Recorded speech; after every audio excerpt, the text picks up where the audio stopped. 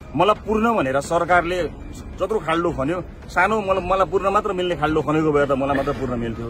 तर यति ठुलो खाल्डो खन्यो कि यी सबैजना यो खाल्डोमा जाकिन्छन्। यति चाहिँ म तपाईँलाई भन्छु। हरायो रविजी चाहिँ एकदम गुमनाम हुनुभयो भन्ने छ नि त। यो चाहिँ के हो, खास गरी कता हराउनु भएको भन्ने चाहिँ? ए होइन, म हराएको छैन। म भाग्ने मान्छे होइन नि, भाग्ने त अरू हुन्, म त सामना गर्ने मान्छे। जिल्लै पछि मुद्दा लगाएर हातमा तारिक पर्चा चाहिँ नि थमाइदिएर गएको जनतालाई थाहा छ। प्रसाद ठुलै आन्दोलन सुरु गरेका थियौँ, धेरै फाइलहरू ओपन पनि भएका थिए, ती सबै क्लोज भयो भन्ने सुन्छु। अब सरकार दुईटी आएको छ, यो प्रश्न मलाई भन्दा सरकारलाई सुन्न जरुरी छ। सरकारको कारणले राजावादीहरू सडकमा आए, प्रतिक्रियावादीहरू आए भन्ने हो। अब 7 महिना अगाडि हामीले सरकार बुझाउँदाखेरि विभिन्न मानिसहरूको गिरफ्तारी भएको थियो। 7 महिना अगाडि सरकार हामीले छोड्दाखेरि बाटोमा भएका सहकारी पीडित, लघुवित्त पीडित, आरती शाहको परिवार, सबै ठाउँ ठाउँबाट आउनुभएका अन्य आन्दोलनकारीहरू सबै खाली थियो। माइतीघर मण्डललाई बन्द थियो, हामीले त्यसलाई खुला गरेका थियौँ। जवाब सरकारले दिनु पर्ला नि। मेरो विचारमा सरकारलाई थाहा हुनुपर्ने हो के भइरहेको छ, कसो भइरहेको छ भनेर। जनता त हेरिरहेका छन् नि त, के भयो कसो भयो भनेर। त्यो हजारौं हुल त जनता थियो होला नि, धेरै जनताको हुल थियो होइन। मेरो बोल्ने समय आउँदैछ। अहिले मैले सरकारलाई जिम्मेवारी लिएर म केही समय पछाडि नै अलिकति बृहत रूपमा आफ्ना कुराहरू राख्ने तयारीमा जो साथी हो। हरायो रविजी चाहिँ एकदम गुमनाम हुनुभयो भन्ने छ नि त। यो चाहिँ के हो, खास गरी कता हराउनु भएको भन्ने चाहिँ? ए होइन, म हराएको छैन, म यतै छु।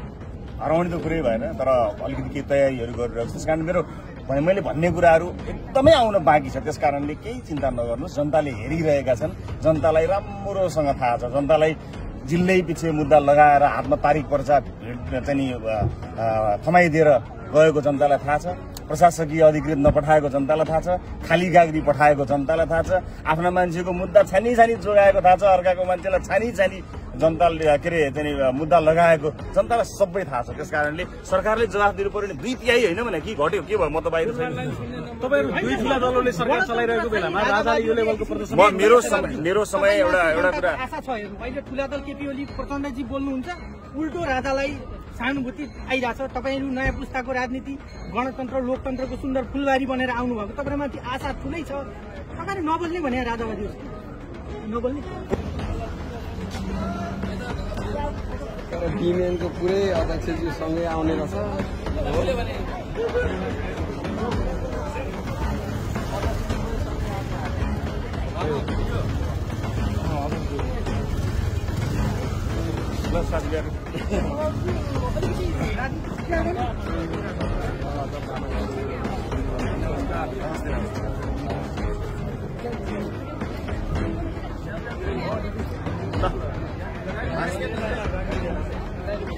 नमस्कार सबैलाई।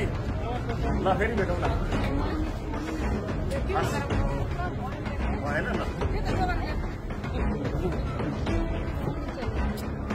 ए सबैले खिच्नु भए मलाई दिनुहोस् है फोटो है। ल खिच्नु, ल दिइहाल्नु।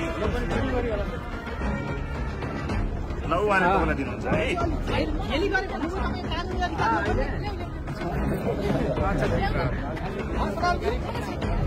झेली गरे भन्नुभयो, कानुन उपचार खोज्न नजाने। म अहिले कानुनी उपचारमै आएको छु। बोल्दैछु, चिन्ता नगर्नुहोस्। म भाग्ने मान्छे होइन नि, भाग्ने त अरू हुन्, म त सामना गर्ने मान्छे।